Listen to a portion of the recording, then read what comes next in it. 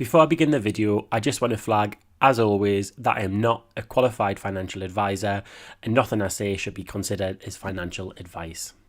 Hello, I'm the Geordie Saver and welcome back to my channel. So this is my stocks and shares ISA update for May 2024. As a bit of context, I used to do these videos month on month quite regularly, but I read some updated FCA guidance and it put me off making them because I was a bit worried that talking about my investments, it might get misconstrued as financial advice, and people may blindly use the platform that I use or blindly copy my investments. And I was a bit worried that maybe the language I'd used in my previous updates, even though I'm very clear that I do not provide financial advice, I was worried that there might be something in my language that I've unintentionally said something I shouldn't, where I'm influencing someone's decision on financial products.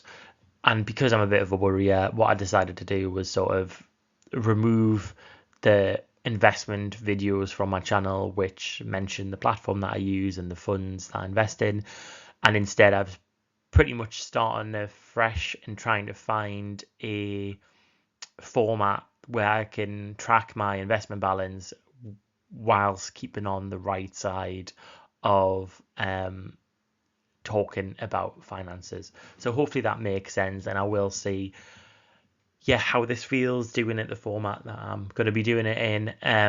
So just as a bit of an idea, I am going to be sharing the figures on my investment balance, so my stocks and shares ISA, so what I've contributed, how much it's gained, and the fees and my total returns. But I won't be going into the details like I had done in previous videos where I show you exactly which funds I'm investing in and what platform I use. The one thing I will say about these investments are that they are held within stocks and shares ISA, so it is it's a regulated investment product that I'm using, just to be clear on that. So I'll jump straight into the figures. So I started out in May with £7,605 as the beginning balance of my investments. I purchased £25 worth of the fund that I invest in. The income returns were 0.03, so 3p. So I think this is because I have a few pounds of cash in my investment account, and I think the 3p represents the interest that accrued on that cash. The market gain, so how much did my investments grow or fall by in the month, was up £113. So the previous month I was down £159, but it went up by £113. These investments, I treat these as long-term investments. So I think part of doing these videos is tracking my journey and seeing the variability in gains and losses each month, because if you read books about personal finance and investing, long-term investing, you should sort of anticipate that you're going to have some months where the value of investments go down, and then months where it goes up, and hopefully over the long term you have more positive months than negative months. So the market gain as a percentage of my starting balance at the beginning of the month was 1%. I didn't have to pay any fees for the platform that I use this month, and that meant that the cumulative returns, so this is the amount of money that my investments have increased by in value since the start of my investing journey, that is £1,179, and the end balance at the end of May was £7,743.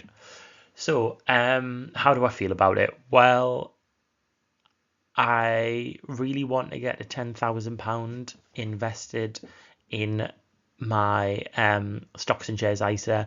I think once I have that amount invested, I think I'll probably shift my mindset a bit, because I'll think, oh wow, I've got a pot of money that's sitting in this investment account, and if I don't touch it, like if I don't contribute anymore, you know, the idea would be that that interest that accrues on that £10,000 would compound over time. And for me, you know, I'm in my early 30s now. The thought with this pot is that it's this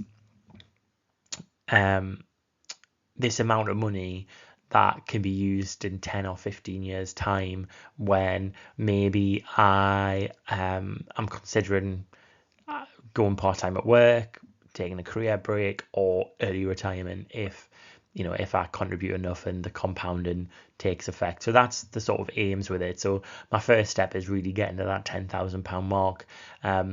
If you watch my other videos, you'll know that my emergency fund isn't great at the moment. So I have a cash emergency fund, and I really want that to be a couple of £1,000 before I put all my focus on the stocks and shares ISA.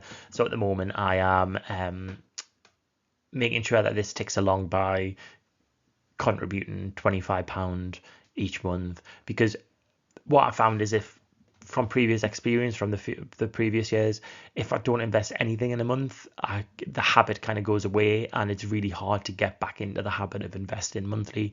So my aim for this year was really to save in my cash emergency fund each month, but also invest each month as well.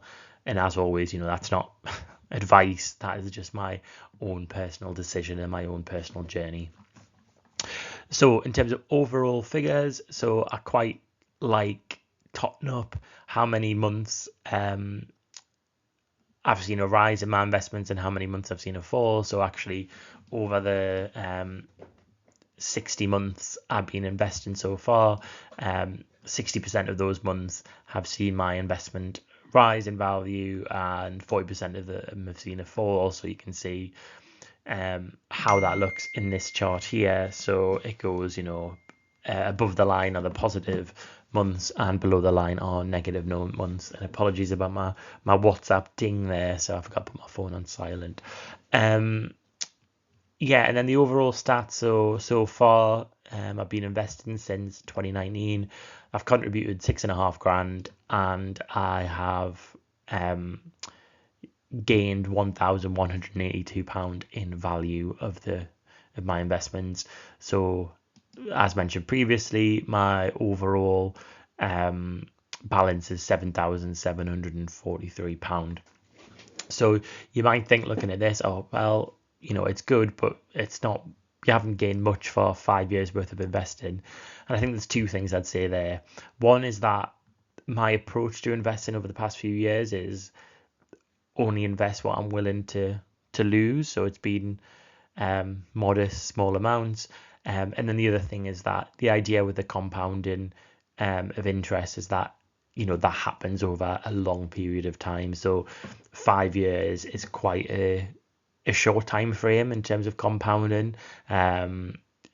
You know, really in terms of long-term investment, I'm looking at 20 to 30 years to see the full effect of compounding. So yeah, that is my May update in this new format.